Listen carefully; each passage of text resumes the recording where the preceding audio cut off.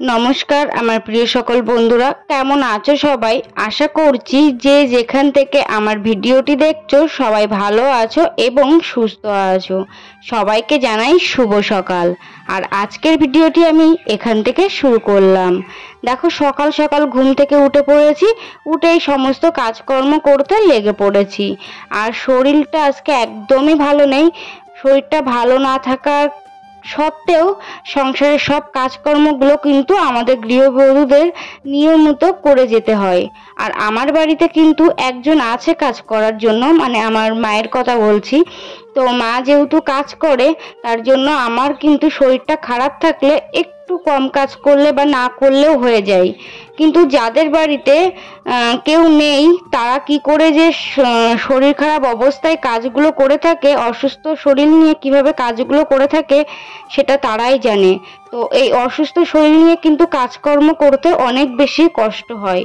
তো মারও ভীষণ শরীর খারাপ, আর সাথে আমারও শরীরটা ভীষণ খারাপ লাগছে। তো দুজনেরই একসাথে শরীরটা খারাপ হয়েছে। তো মায়ের দাঁতে যন্ত্রণা হচ্ছে, আরও অনেক রকম সমস্যা আছে, যার জন্য আমি যতটুকু পারছি করার চেষ্টা করছি। তারপরে আমি যখন অসুস্থ থাকি তখন কিন্তু পুরো সংসারের দায়িত্ব মাই নিয়ে থাকে। আর এইদিকে দেখো, রান্নার জোগাড়ও করে নিয়েছি। বাড়িতে কিছুই ছিল না, তার জন্য মা কিছু শাক আর কচুর ফুল আর কুমড়োর পাতা তুলে এনেছে। তো এই রান্না হবে আজকে দুপুরে আর সকালে।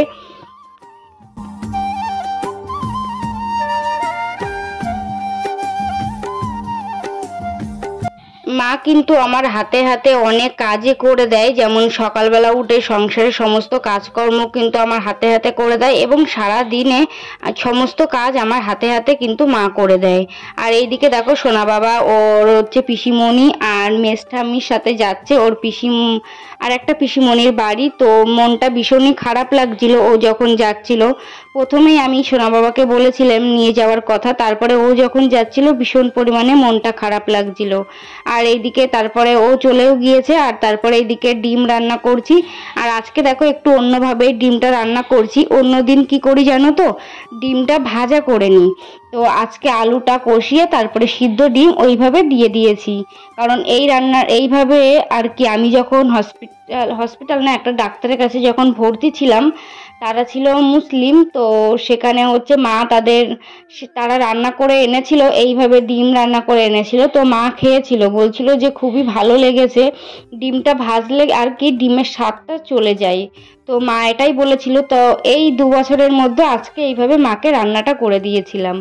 আর ওইদিকে দেখো, রান্নাও কমপ্লিট হয়ে গিয়েছে। তারপরে আমি চলে এসেছি ছাগল বার করতে। আর এই শাড়ি পরে না একদম অঝক্কি একটা কাজ, আমার মনে হয় অঝক্কি একটা জিনিস। আমি একদমই শাড়ি পরে হাঁটাচলা করতে পারি না। আর দেখো, শাড়ি পরে কেমন পুতুলের মতন টুকটুক করে হেঁটে বেড়াচ্ছি, এত কষ্ট হচ্ছে। আর এত পরিমাণে অসুবিধা হয় আমার শাড়ি পরলে, তার জন্য আমি পরি না। যেহেতু আমার বড় একটা অপারেশন আছে, ভীষণ পরিমাণে শাড়ি বেশিক্ষণ পরে থাকলে বমি উঠে যায়, তার জন্য কিন্তু আমি শাড়ি পরি না খুব একটা। সবসময় আমাকে দেখেছে নাইটি পরেই ভিডিও করতে বা চুড়িদার জামা এগুলো পরেই করতে।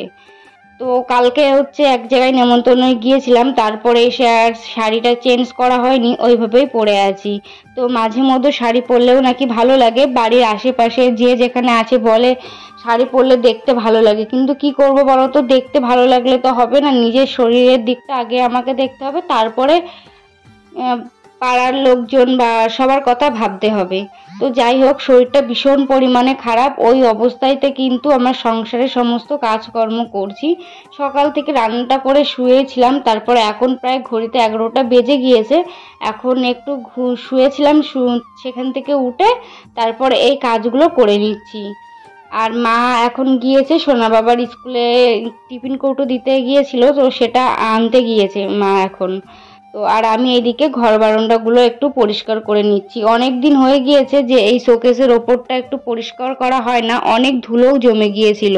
তার জন্য আজকে ভাবলাম সোনা বাবা বাড়িতে নেই, এইগুলো গুছিয়ে নিই। আর সোনা বাবা বাড়িতে নেই, এত পরিমাণে খারাপ লাগছে সেটা কাউকে বোঝাতে পারবো না কথাই, আর কি বলবো। ও এত বাড়িটা ফাঁকা লাগছে, ও বারবার করে এসে মা ফোন দেখবো, তারপরে ওকে মারা ধরা গন্ডগোল করা ঝগড়া করা এসব কিন্তু হয়েই থাকে ওর সাথে। তো এইগুলো ভীষণ পরিমাণে মিস করছিলাম। আর কখনো ওকে আমি একা কোথাও পাঠাবো না, যদি যেতেই হয় আমি যাব ওর সাথে, তাছাড়া ওকে আমি কখনো একা আর পাঠাবো না। তো এটাই আমি আজকে মায়ের সাথে বলছিলাম যে আর একা কখনো সোনা বাবাকে কোথাও পাঠাবো না, বাড়িটা পুরো ফাঁকা লাগছে। মানে মাও সারাক্ষণ বলছে যে সোনা বাবা কোথায় কি করছে, এতক্ষণে খেয়েছে কি, আর এতক্ষণ থাকলে আমাকে ঘুম থেকে ডেকে তুলতো, এই করতো ওই করতো, এগুলো বলছিল, ভীষণ পরিমাণে মিস করছিলাম। আর দেখো অন্যদিন যখন আমি এই ঘর শোকেসগুলো মুছি না, ও আমার পিছন পিছন এসে কিন্তু আমাকে বদমাইশি করে, ডিস্টার্ব করে, ক্যামেরাটা সেট করেছি সেই ক্যামেরাটা নাড়াবে, এই সবগুলো করতো। আজকে বাড়িতে নেই, আজকে পুরো নির্ঝুম বাড়ি। বেশ বিয়ের পরে যেমন একা থাকতাম তেমনই ভীষণ খারাপ লাগছিল। আর এইদিকে দেখো শোকেস আলনাগুলো সব কিছুই আজকে ক্লিন করে নিচ্ছি। তো অনেক দিন হয়ে গিয়েছে, প্রায় 20 থেকে 22-25 দিন এরকম হয়েছে যে শোকেস আলনাগুলো গোছানো হয় না, গোছানো মানে পরিষ্কার করা হয় না। তো আজকে কলিং দিয়ে একটু ভালো করে মুছে নিচ্ছি, পরিষ্কার করে নিচ্ছি। সোনা বাবা বাড়িতে নেই তার কারণে। আর আমি বারবারই দেখেছো ভয়েস দিতে গিয়ে কিন্তু সোনা বাবার নামটা নিয়ে ফেলছি, কারণ ও বাড়িতে নেই, এত ফাঁকা লাগছে। আর আজকে এখন যখন এডিট করছি তখনও কিন্তু ও বাড়িতে আসেনি, তার জন্য ওর কথাটাই কিন্তু বারবার করে বলে ফেলছি। আর এইদিকে দেখো কথায় আছে না, বিড়াল ঠেলা না পড়লে গাছে ওঠে না, নাকি ঠিক এরকম একটা কি কথাই আছে, আমার অবস্থা কিন্তু তাই হয়েছে। শরীরটা খারাপ বলেই কিন্তু ওষুধটা খাচ্ছি, আর যতক্ষণ শরীর ভালো থাকবে ততক্ষণ কিন্তু আমি ওষুধ খাই না। তো ওষুধটা খেয়ে তারপরে খাটটা পরিষ্কার পরিচ্ছন্ন করে নিচ্ছি। আর একটাই জিনিস বারবার করে মনে পড়ছে, সোনা বাবা কখন বাড়ি আসবে, ওকে একটু কখন দেখবো, আদর করব। তো অনেক বেশি মিস করছি সোনা বাবাকে, আর কখনোই আমি ওকে ছাড়বো না, কখনো না। আমার যত দিন জ্ঞান থাকবে আমি ওকে কখনোই এতক্ষণের জন্য ছাড়বো না। সেই সকালবেলা 9টার সময় গিয়েছে, আর এখন বিকেল 6টা হয়ে গিয়েছে, ও এখনো বাড়িতে আসেনি। মানে বুঝতে পারছো কতটা ডিফারেন্স। তো ভীষণ পরিমাণে কষ্ট হচ্ছে। আর যাই হোক, তোমরা এতক্ষণ এখনো পর্যন্ত যারা আমার ভিডিওটি দেখছো, যদি ভিডিওটি ভালো লেগে থাকে তাহলে একটা লাইক, কমেন্ট এবং চ্যানেলটা সাবস্ক্রাইব করে দিও।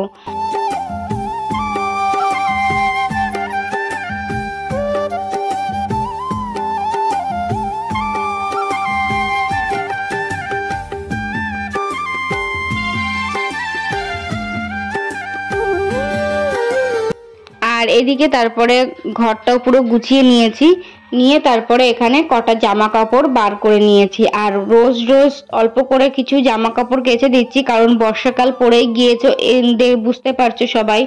তো হট করে জল হচ্ছে, হট করে রোদ হচ্ছে, তার জন্য অল্প অল্প করে কিছু জামা কাপড় কেচে দিচ্ছি। তো আজকে আমার জিনিসগুলো দিচ্ছি, সোনা বাবার জিনিসগুলো কালকে দেবো, বা হাজবেন্ড বাড়িতে এলে ওর জামাগুলো সব অল্প অল্প করে সব কিছু দিতে হবে না, দিতে হবে। গরমকালে যেমন বা শীতকালে একদিনে জামা কাপড় দিলে শুকিয়ে যায়, কিন্তু এই বর্ষাকালটা এত সমস্যা। আর এই জামা কাপড়গুলো যখন কেচেছিলাম তখন হালকা হালকা রোদ বার করেছিল, তারপরে যেই জামা কাপড়গুলো কেচে ছাদে দিয়েছি পুরো একদম জল ঝরঝর করে জল চলে এসেছে, আবার সব ভিজে জামা কাপড়গুলো তুলে এনে ঘরে নাড়তে হয়েছে। তো বর্ষাকালে কিন্তু এই একটাই ভীষণ পরিমাণে সমস্যা, যে জামা কাপড় সবসময় ভিজে থাকে, আর একটা গন্ধ কিন্তু থাকে জামা কাপড়ের থেকে বেরোয়। তো এই আর কি, জামা কাপড়গুলো ভিজিয়ে কিছুক্ষণ রেখে দেবো, তারপরে কেচে নেবো।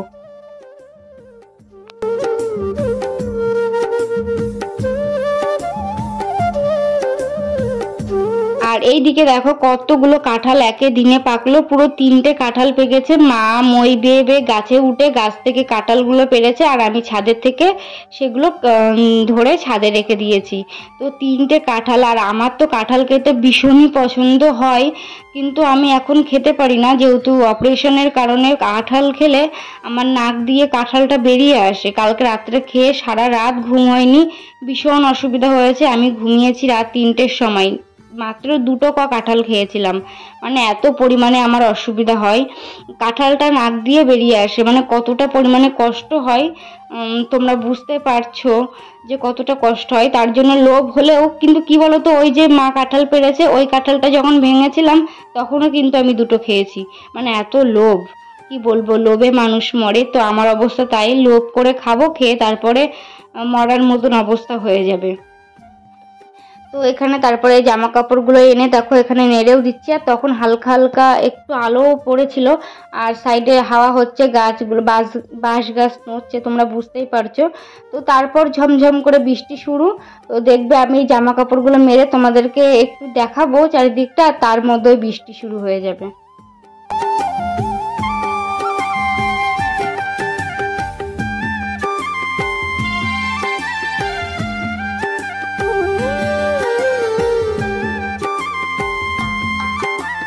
আর এই দেখো এইদিকে বললামই, এই যে দেখো পুরো মেঘলা করে এনেছে, পুরো জামা কাপড়গুলো নেড়ে দেওয়াও শেষ আর চারিদিকটা পুরো মেঘলাও শুরু, বৃষ্টিও শুরু।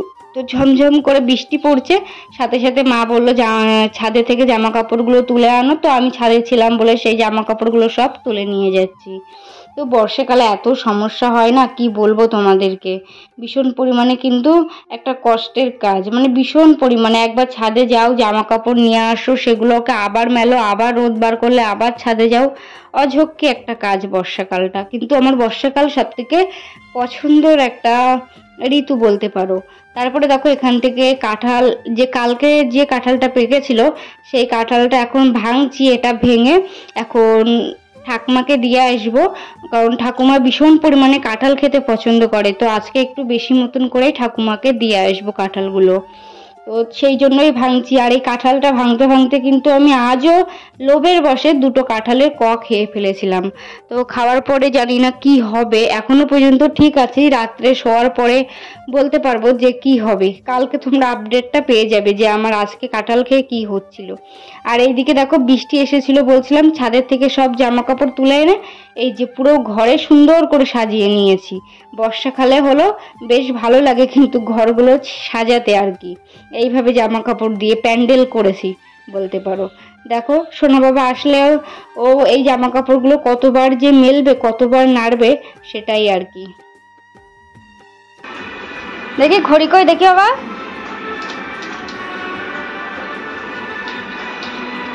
আর যাবি না তো? আর কোথাও যাবি না তো?